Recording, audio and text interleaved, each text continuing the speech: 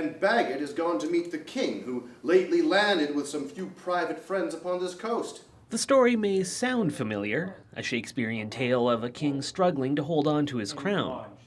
But odds are pretty good you've never seen this one before.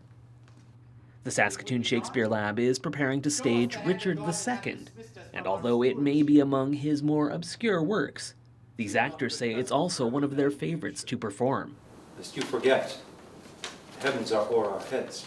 It's got some gorgeous language and some really strong, vivid character work and story moments. So it's the kind of thing that actors, for a lot of reasons, like to sink their teeth into and really want to get a chance to actually see because, you know, it's not done very often. The lab was set up to specifically highlight the plays in the Bard's canon that aren't part of the so-called Big 12, which are normally performed.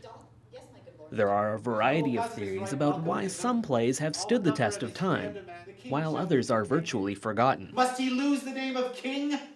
Oh, God's name, let it go. A history play which has a lot of grounding in actual historical events that people in contemporary society and contemporary culture may not necessarily have heard of.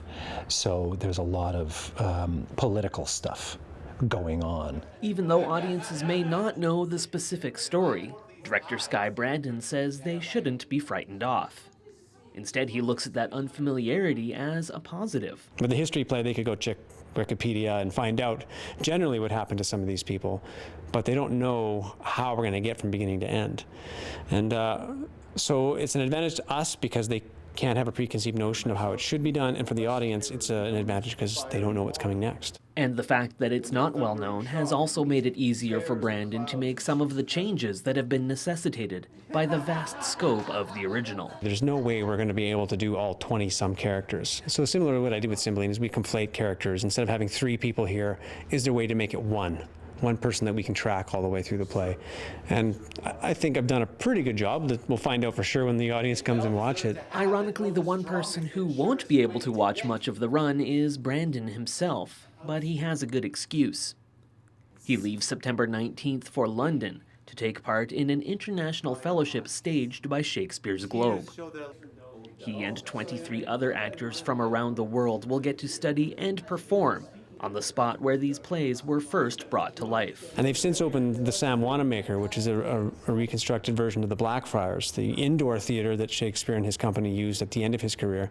So we're going to get to hang out in both those spaces and work on these plays of Shakespeare. The show will go on in Brandon's absence. Richard II plays at Emmanuel Anglican Church beside the refinery until September 27th.